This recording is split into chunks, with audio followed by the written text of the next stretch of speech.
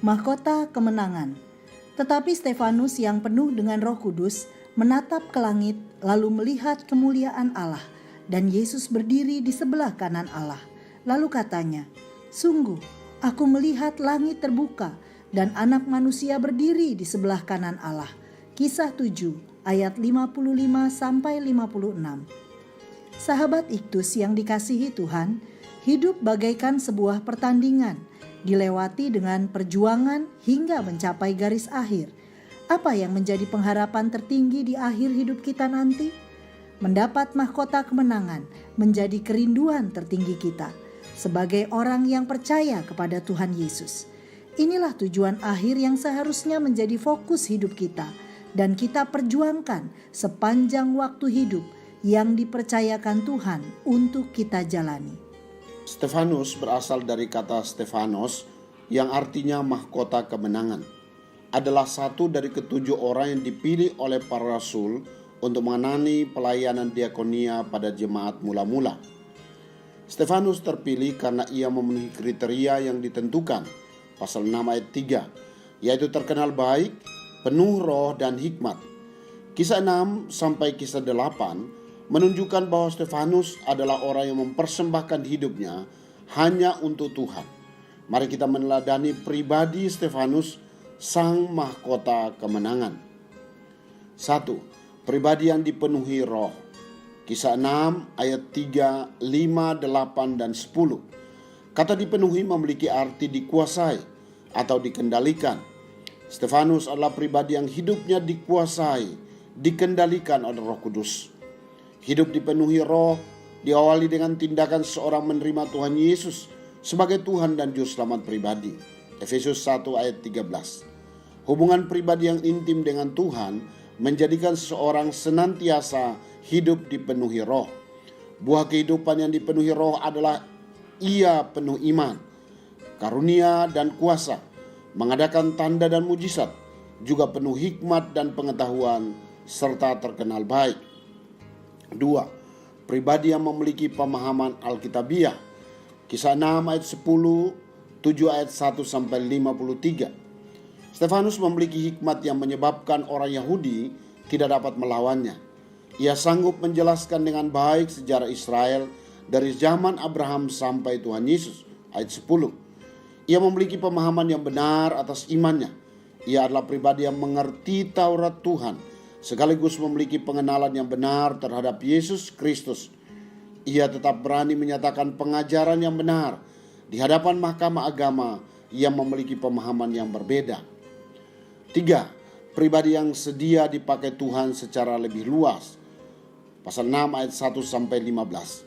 Stefanus dipilih dan ditetapkan sebagai seorang diaken atau pelayan meja, kini dikenal dengan pelayanan diakonia.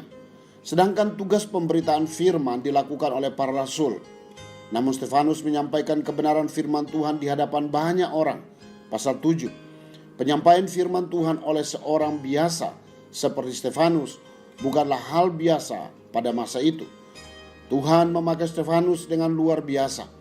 Ia tidak membatasi dirinya untuk dipakai Tuhan.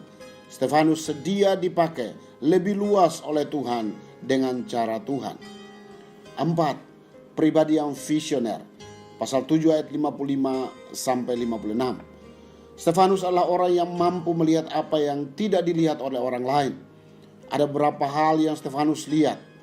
Pertama, ia melihat kemuliaan Tuhan dan Yesus, Anak Manusia yang berdiri di sebelah kanan Allah.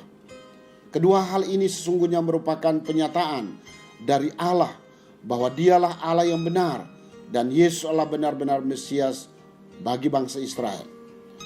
Apa yang Stefanus lihat ini juga merupakan penghiburan yang luar biasa yang dialaminya, bahwa ia akan menerima mahkota dari Allah. Wahyu 2 ayat 10. 5. Pribadi yang dapat mengampuni. Pasal 7 ayat 60. Ketika Stefanus sedang dilempari dengan batu, ia berdoa menyerahkan rohnya kepada Tuhan. Tetapi Stefanus juga berdoa untuk mengampuni mereka yang menyiksa dirinya.